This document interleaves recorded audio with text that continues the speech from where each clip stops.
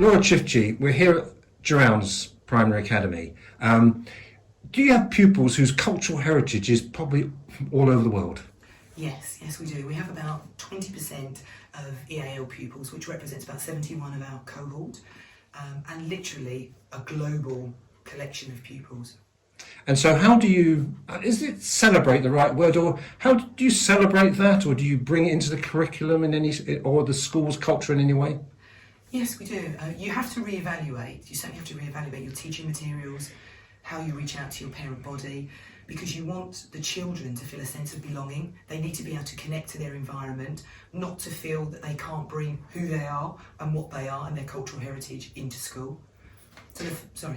But you don't force it on the students, are they? No, not at all. Not at all. And obviously they are entering a British education system. But we have particular things with regards to reading materials. We want them to be able to go to the reading corner and to find evidence of a wider world. We don't just want them to see Harlow, we don't just want them to see Britain, we want them to see elements of perhaps where their mother or their father went to school, was educated, to see elements of that in our reading corners, in our reading resources, in lessons as well. So do you get pupils who have just arrived from, I'm doing this A to Z, Afghanistan, Zimbabwe. Do you have children coming who just arrived to the country, and how do you bring them into the culture and the body of your school? Yes, absolutely. And when they do just arrive in your country, you have to show, first and foremost, empathy for how that child may be feeling, whether they're coming with a family or whether they're coming to stay with a foster family. So you want them to feel a sense of belonging. So apart from buddying them up, if we can find within our community, because we have such a diverse community, a child that will speak their native language, we will often do that because it makes them feel, again, more at home. We use visual coding to be able to ensure children can access a curriculum. And gradually, with the social interaction, with a buddy, quality first teaching really, in terms of a support assistant as well, they're able to find their feet and to settle into school life. And how quickly do children pick up the language? It really does depend. It depends whether the family they're with, or the parents or the family member they're with, has any knowledge of English. It always takes me back to my own school days when I think I learned French and German. It was very much, for sort of 18 hours of the day was very much English, but just for an hour a week you'd learn that language. We have to make sure that those children that go home and do not have English being embedded in their sort of daily routines, that we control the controllable. So the minute they are in school, we're giving them quality language. And then I would say, to answer your question, it can be within a matter of weeks, particularly with peers.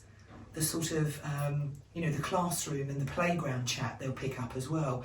Never underestimate the power of peers in children learning.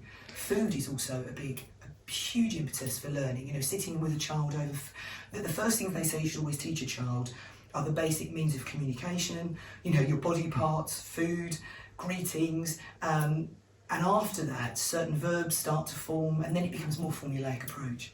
But even things like symbolism in the school, behind me is Spanish flags. So maybe I should ask you, why are there Spanish flags hanging out at your school? Yes, well, with Net Academies, we learn Spanish.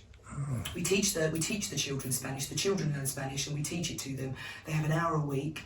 But it goes a lot deeper, a lot further than that, because whilst we try to immerse them in the Spanish language and create a cafe that you can see behind you, we also have where we have reached out to our community and basically ascertained from parent surveys what is the breakdown of our parent community and their diversity, what countries, what cultures. And so every year we have 2 whole weeks where each class will take on a different country, and we celebrate. So we celebrate everything from food, from currency to dance. We have dance days that's absolutely fantastic. He teaches them a dance from those countries, which they then present to their parents. So there's a sense which is shared in a sort of celebratory assembly at the end of the 2 weeks. And I think that's really meaningful because it's in context. The children are able to see all these global communities, but suddenly it's actually, that's me. I see that at home. We have some of our children that probably have participated in the most elaborate and fantastical Indian weddings, but that's never been really shared. When to suddenly see Indian dance and the parents will bring in food for us to cook, the children sample food. The difficulty with that is you don't want it to be tokenistic. You don't want it to be that, oh yes, we do that. You know, it's a bit like the awful, Black History Month. We do it for a month, and that's not where we're going with this.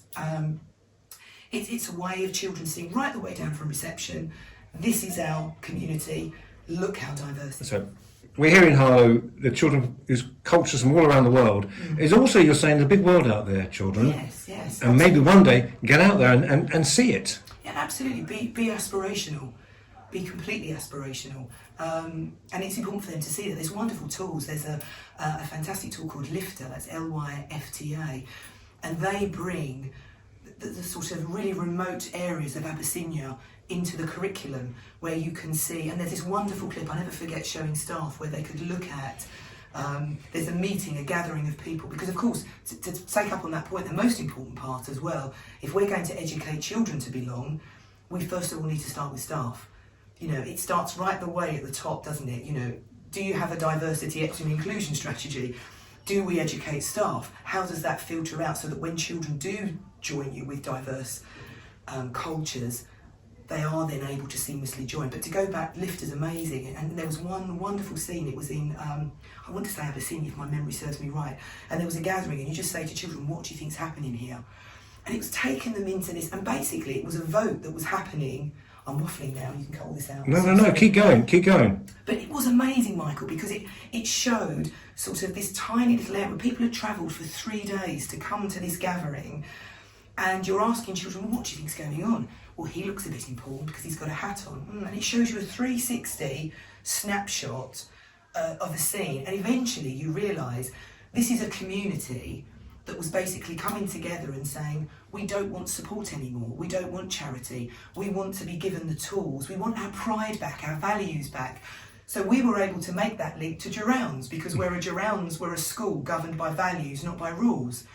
And basically this community in the end, they asked for funding, they bought machines, looms, and they started to produce, and from that moment onwards, not only did they have their pride and their values of their community back, they no longer needed funding going forward. They were constantly getting aid. But that wasn't, there's just this assumption, isn't there, that this little village didn't have pride or have any values. But it was the complete opposite. They actually had more sense of values and pride than possibly some of those in the Western world. Do you enjoy teaching, being the head of a school with that global feel? Definitely. I think, our mission is to shape futures, and I think we want to shape, education has that moral purpose, doesn't it? That we need to create society, drive society forwards.